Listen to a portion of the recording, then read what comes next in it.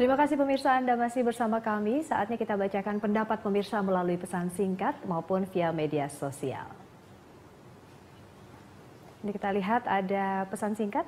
Ini saya optimis Ahok dan Kapolda sepakat. Ini sepakat terkait dari penindakan tawuran begitu ya maksudnya. Baik, ini juga ada beberapa pesan dari masyarakat. Langkah maju mencegah konflik SOS. Sosial juga ini sudah menjadi urgensi begitu ya. Dan kemudian ada selanjutnya, ini juga melalui pesan singkat. Butuh pembuktian atas kinerja tim ini, warga Jakarta butuh aksi nyata. Wah. Dan kemudian ada selanjutnya pemirsa ini yang dari nomor 0813 sekian-sekian. Yang penting tim Pemprov dan Polda mau rajin berdialog dengan warga, khususnya di daerah yang jelas-jelas sering tawuran.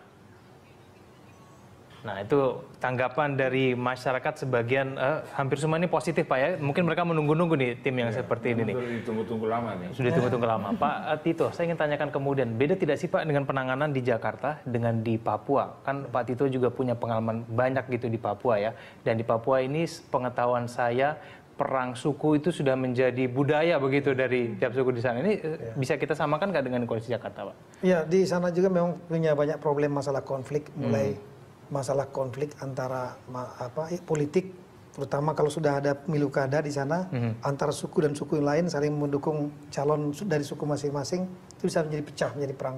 Kemudian konflik masalah tanah ulayat juga, karena tanah di sana bukan tanah negara, tanah ulayat, batasnya juga kadang-kadang nggak jelas, itu bisa pecah. Itu lebih susah lagi tuh Pak kalau untuk dibuktikan kemudian gitu ya. Konflik antara masyarakat pendatang dan masyarakat lokal, juga konflik antara warga lokal juga banyak terjadi, paling nggak 4 konflik di sana.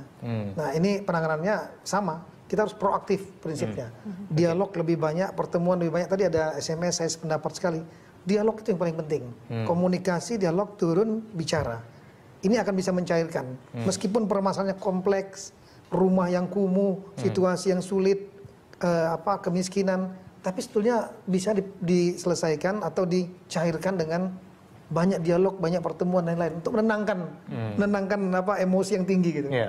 Nah, sehingga kita bisa mencegah kalau terjadi ada kemampuan deteksi sangat penting. Begitu nanti ada potensi akan bisa membuat pecah, trigger faktor pemicu, cepat langsung ditangani. Nah, jangan sampai sudah pecah besar, itu repot sekali. Baru nelpon polisi, wah udah. Polisi salah tembak lagi. Waduh, bahaya tuh. Lambat. Ini Pak Tamrin, terkait juga feedback ya Pak ya, ini tim terpadu, tapi juga memerlukan feedback dari masyarakat. Ini ada guru, orang tua, dan juga aparat terkait di lingkungan. Ini harus melakukan apa urgensinya begitu? Ya, kalau secara kemasyarakatan saya kira satuan-satuan atau ikatan-ikatan pada tingkat komunitas, kalau di Jakarta itu RW, itu saya kira harus lebih kuat di situ. Nah, mudah-mudahan Pak Ahok itu sudah memberi gaji atau itu yang cukup kepada para RW dan RT. Kalau sekarang ini kan semua orang tidak mau jadi ketua RW dan RT. Karena itu kerja sosial kan. Tapi kalau ada imbalan yang cukup bagus gitu dari Pak Ahok kepada tingkat RT dan RW, itu sebenarnya ujung tombaknya. Nah, kemudian berbagai macam organisasi pemuda dan perempuan di tingkat RW itu juga bisa membantu.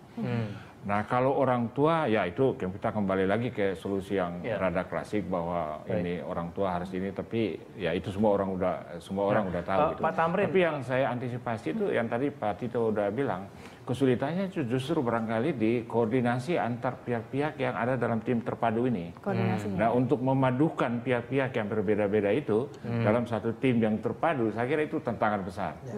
Belum lagi memadukan anggaran misalnya, itu satu masalah. Tadi Pak Tito udah bilang kan, itu satu masalah. Dan sekarang sudah ada jalan keluar. Apalagi juga kemudian pemaduan kebijakan, strategi sampai dengan tindakan itu juga repot itu. Saya ingin tahu sendiri Pak, silakan Pak Tito.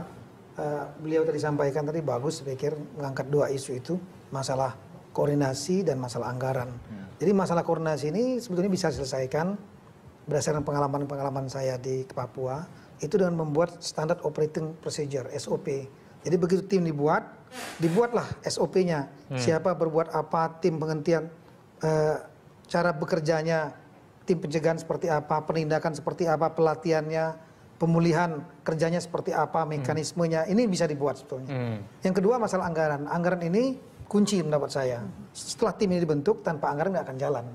Anggaran ini sesuai instruksi Presiden nomor 1 2014 jelas disebutkan dibiayai oleh Pemda. Nah, dari APBD. Oleh karena itu, APBD, Pemda punya problem kadang-kadang berpikir bahwa ini adalah ada instansi vertikal dalam tim itu, yaitu Polri dan TNI yang menjadi urusan pemerintah pusat, sehingga ragu-ragu untuk mengalokasikan anggaran. Nah, dengan adanya Inpres ini, saya pikir inilah merupakan payung hukum agar Pemda tidak ragu-ragu untuk mengalokasikan anggaran untuk kegiatan ini. Nah, kegiatan ini nanti dari tiga tim ini, berdasarkan pengalaman saya, itu 60% kegiatannya teralokasi untuk kegiatan pencegahan. Besaran anggarannya visible ini butuh berapa, Pak? Tergantung tantangannya.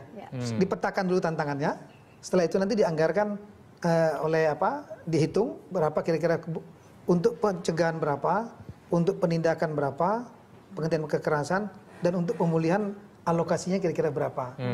Ya nanti itu semua terserah nanti dari Bapak Gubernur, pemerintah, apapun yang dialokasikan. Kalau sudah ada jadi syukur. Ya, itu pembahasan mengenai anggaran sudah dimulai, Pak? Sudah disetujui angka berapa ini akan? Belum. Cuma Pak Gubernur langsung menyampaikan komitmen begitu berdiskusi, beliau sangat setuju dan beliau mendukung pembentukan tim dan beliau juga siap untuk mendukung anggarannya.